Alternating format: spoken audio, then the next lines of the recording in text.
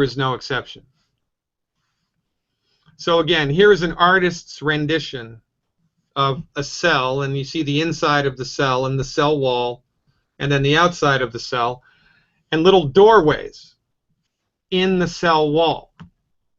Now, it's through these doorways that things enter and leave the cell, and this is an important thing to understand. You know, if you put a sponge in water, the entire sponge will suck up all of the water. Well, that's not the way that a cell is. Things can only become absorbed by the cell if they pass through the particular openings in the cell, and different openings will only allow certain things in. It's fascinating, the architecture of a cell. It's fascinating. So here's what happens when you eat something that has sugar in it. The food goes into your stomach digests it, the digested food goes into your intestinal tract absorbs it. Now, whatever you ate is in the bloodstream. And the body loves sugar, body needs sugar, body can make its own sugar if you don't have enough in the diet. The liver actually makes sugar through a process called gluconeogenesis. So if there's not enough sugar in the diet, the liver will make extra sugar because, remember, every cell of your body needs gasoline, needs sugar. So now there's sugar in the blood. When there's sugar in the blood, there's an organ behind the stomach called the pancreas. And the pancreas secretes a chemical called insulin.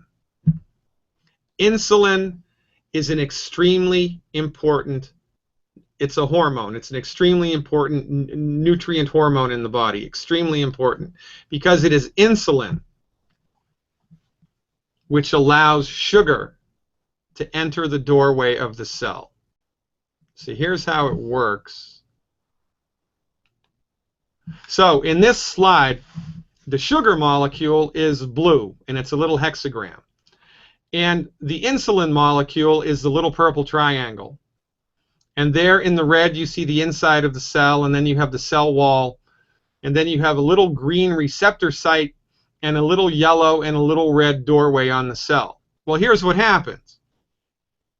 There's sugar in the blood, so the pancreas makes insulin. Insulin floats through the blood and lands on a receptor site on any cell in the body. Once insulin lands on that receptor site, it sends a chemical message through the interior of the cell to open a sugar door. It's kind of like if somebody showed up at your house and rang the front doorbell, and when they did that, the kitchen door would automatically open, right? And in come the groceries.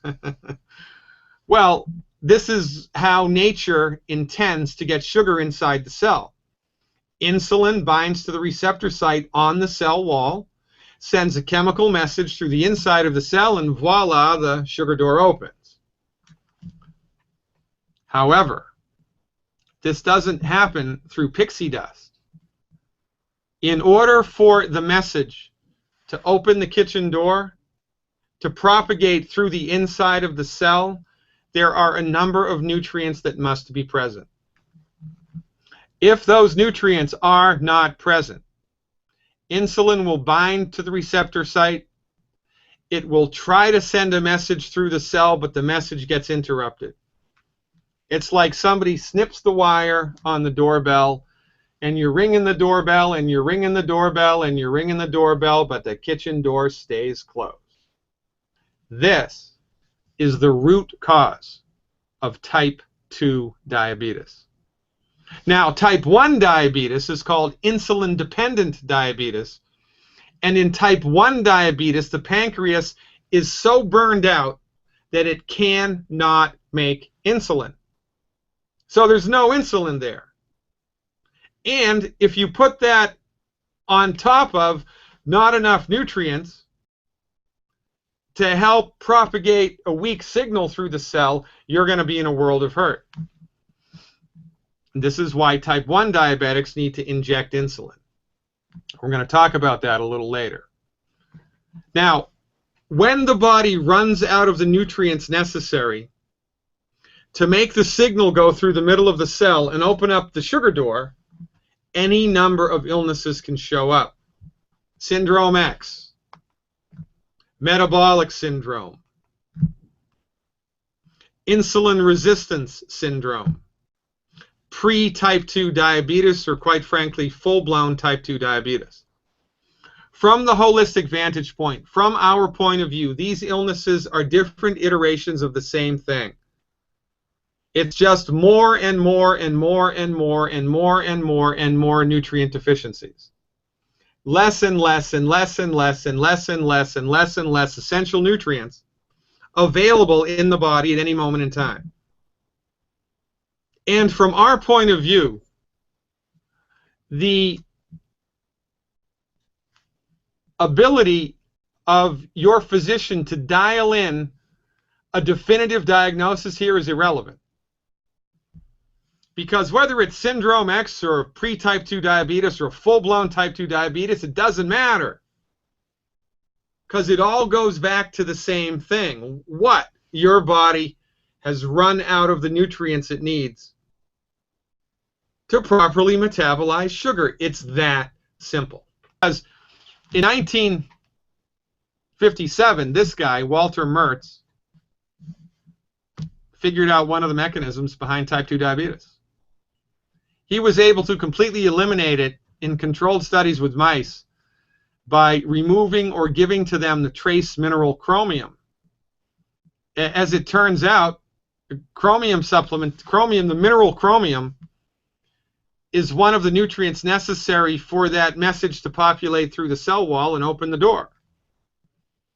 According to the United States Department of Agriculture, 90% of all soils in the United States are deficient in chromium. Gee, I wonder why we have a diabetes epidemic. Must be genetic. Vanadium is also another mineral that there's been tons of research on that shows a direct relationship between vanadium deficiencies and the prevalence of type 2 diabetes. It's not genetic. But remember, medicine as it's delivered here in the 21st century is a for-profit thing. And you know, I don't have anything against making money. But when you do it on the backs of the suffering, I do have a problem with that, and you should too. In the United States, one type 2 diabetic patient treated for 5 years will profit the medical industry approximately $47 grand. And if you play that out over 40 years, which is about how long people survive once they have that diagnosis, it's about $376,000 from one patient.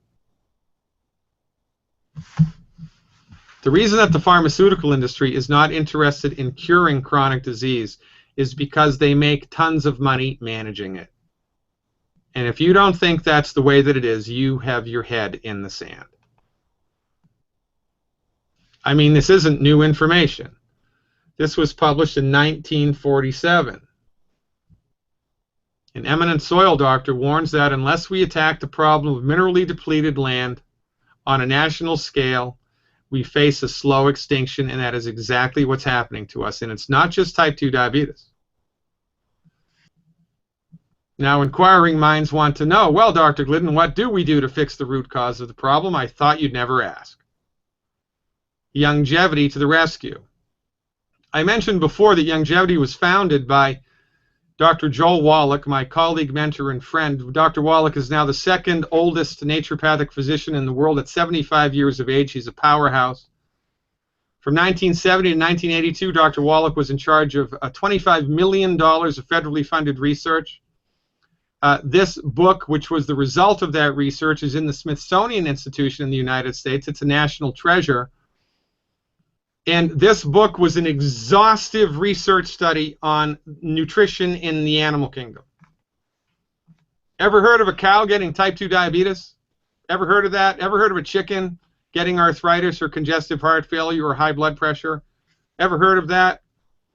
Do you imagine how much bacon and eggs would cost if pigs and chickens got the same chronic diseases humans did? Well, Wallach's research eliminated hundreds of chronic diseases in the animal kingdom. Hundreds of chronic diseases in the animal kingdom. Over 700. And then Wallach took that research and started applying it with humans as a naturopathic physician, and guess what? Got exactly the same results. Your body needs 90 essential nutrients. You can't get all 90 essential nutrients from food. If this represents your body's nutritional tank, it needs to be topped off every day with the 90 essential nutrients. 16 minerals, 16 vitamins, 12 amino acids, and 2 essential fatty acids. But because these nutrients are not in the food, if you're eating what you consider is a balanced diet, you're lucky if you have 30–40% of your nutrient needs at any one time. Then you experience the stress of life. The stress of life burns through your nutrient reserves. Now you're running on nutrient fumes and things start to break.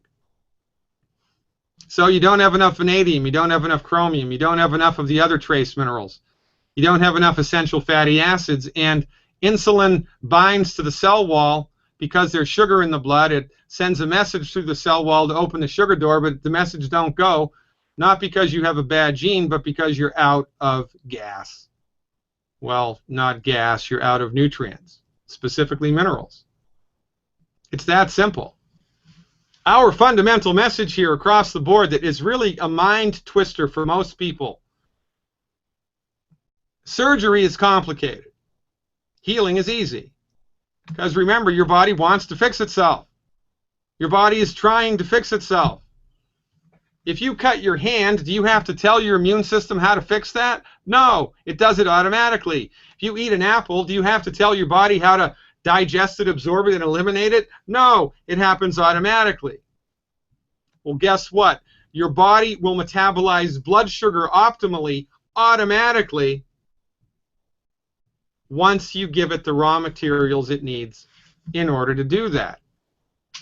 And because we have Dr. Wallach's research to lean on, we figured it out.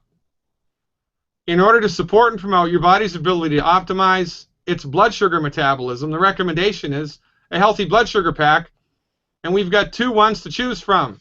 We have the original, and we have a new one called 2.0. This isn't complicated.